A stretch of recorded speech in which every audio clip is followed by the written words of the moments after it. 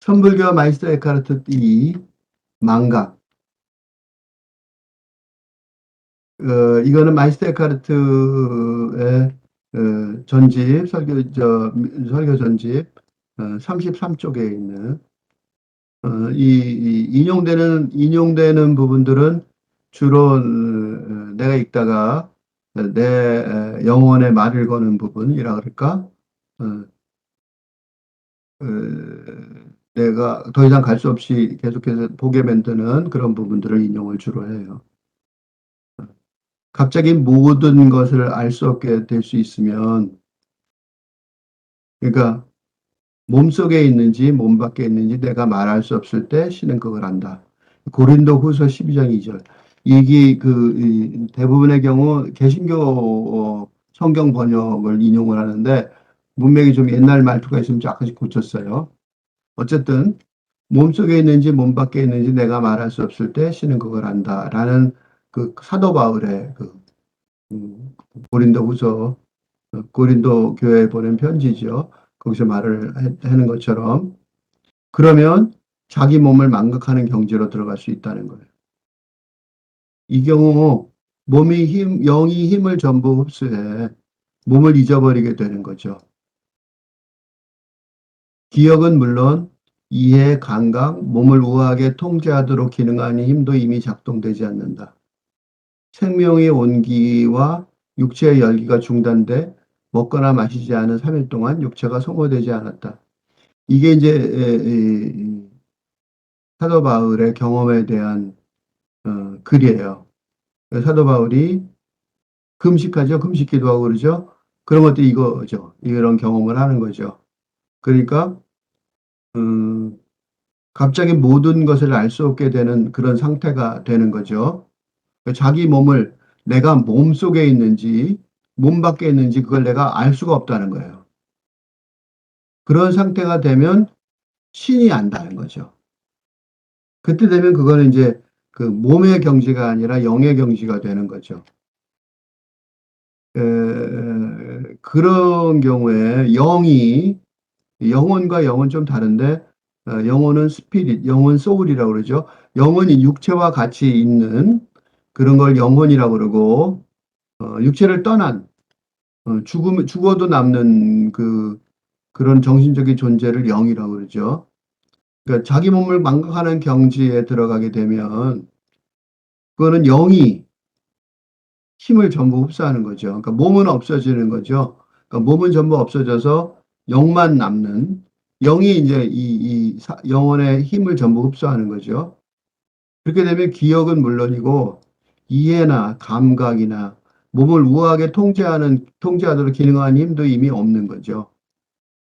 그래서 생명의 온기와 육체의 열기도 중단돼서 먹거나 마시지 않은 3일 동안 육체가 실질적으로 소모되지 않았다는 거죠. 그거를 이제 선불교적에서는 그게 가능하다는 거예요. 뭐냐면 동굴에서든 동굴에서 가능해지는 거예요. 왜 동굴에서 참선을 하고 수련을 몇 년씩 하고 10년씩 했다 면벽을 했다 그런 게 가능한 이유예요. 선방은 이제 불교의 선 참선하는 방이죠. 근데 그 화두를 든다 그러는데 그러니까 수련하기 위해서 앉아서 가부좌를 하고 집중을 하는데 그 집중하는 목표가 뭐냐면 목표를 지금 여기서 이 마이스터 에카르트가 설명을 해주는 거예요.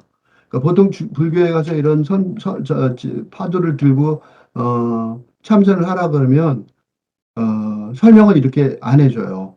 이게 이렇게 설명을 안 해주거든요. 이렇게 설명 안 해주고 뭐 그냥 묻자와들 한번 들어보세요. 이런 식으로 모호하게 말을 하는데 사실 그 화두를 든다는 건 뭐냐면 에카르트의 설명에 의하면 자기 몸을 망각하려는 거예요. 그래서 가부좌를 있는데 하고 있는 다리가 안 아파지는 거죠. 그래서 진짜 소승불교의 그 남방의 위대한 스님이 오시면 추운 겨울날 바깥에 나무 밑에서 며칠씩 혼자 가부좌하고 앉아 계시는 경우가 있어요. 얼어 죽는 건 둘째치고 아주 잘 살으세요. 앉아서. 그게 이제 이게 가능해진 거죠. 이게 가능해지다는 걸 보여주는 거예요. 그런 스님들이 있어요. 큰 스님들, 남방 큰 스님들은 이런 걸 되게 잘하고, 이런 기능을 보여주는 거를 큰 스님이 어떤 하는 증거로 보여주는 경우가 많아요. 이해도 감각도 기억도 작동 동반되는 게 화두를 드는 거예요. 그러니까 몸속에 있는지 못 밖에 있는지 먹는지 마시는지 알 수가 없는 거죠. 갑자기 모든 것을 알 수 없을 됐을 때 그때가 바로 호로지 화두를 만나고 있을 때라고 말할 수 있는 거죠. 그러니까 이 마이스테카르트가 설명하는 사도 바울의 경험, 신과 교류한 경험, 음, 그런 경험에 대한 기록인데 이 기록이 사실은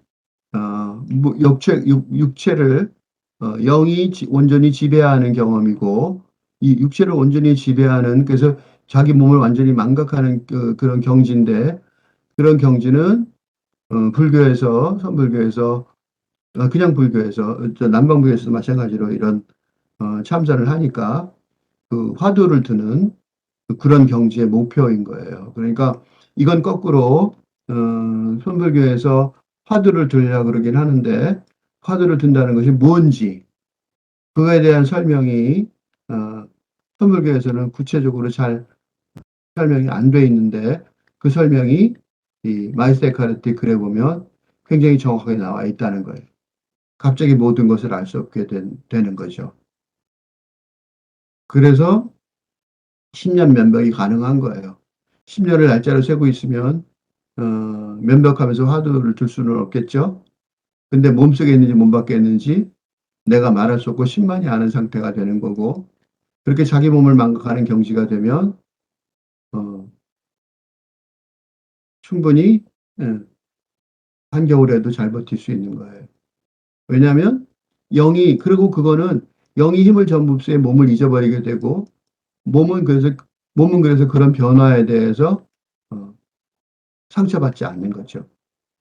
이 남방 스님들의 한국에 오셔서 남방 스님들이 그런 얘기들이 굉장히 많아요. 절집에 가보면 많아요. 라고 오셨는데 한겨울에 오셨는데 나무 밑에 앉아서 거기서 계속 계시다 가셨다.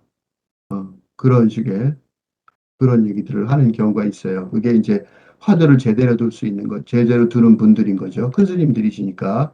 그러니까 기억은 물론 이해, 감각, 몸을 우하게 통제하도록 기능하는 힘이 작동되지 않아서 생명의 온기와 육체의 열기가 중단돼서 먹거나 마시지 3일 동안 육체가 소모되지 않는 그런 화두의 경지, 그건 거꾸로 이제 그리스도교 쪽으로 말한다면 신과 진짜 만나는 영이 진짜 신과 일치가 되는 이게 이제 진짜 소위 말하면 이게 기도죠. 이게 기도고 이게 기도에 대한 화답이 있다고 그럴 수 있는 건데 그런 경지가 있을 수 있다. 거꾸로 불교에서 하는 화두의 훈련이 그래서 이제 그 신부님들도 가서 화두 듣는데 이 신부님 수녀님들도 절에 와서 이런 연습을 하셔요. 그러니까 거꾸로 이런 경지를 연습하는 육체적인 훈련을 또 이제 선불교에서 하시는 거죠. 그 이 두 개가 서로 연결돼 있다. 같은 그 영성의 훈련이다.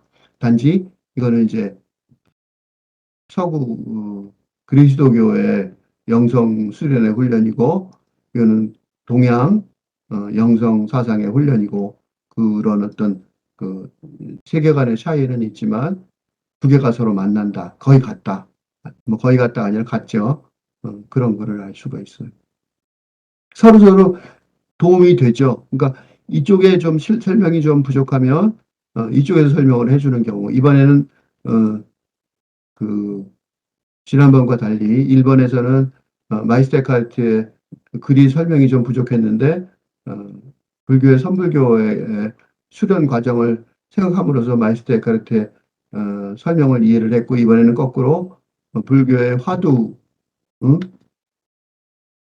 화두를 드는 그런 어떤 상황에 대한 설명이 부족했는데 마이스테카르트의 설명에 의해서 화두를 만난다. 오로지 화두를 만나고 있는 상황이 어떤 거다라는 거를 이해를 하게 해주고 있어요.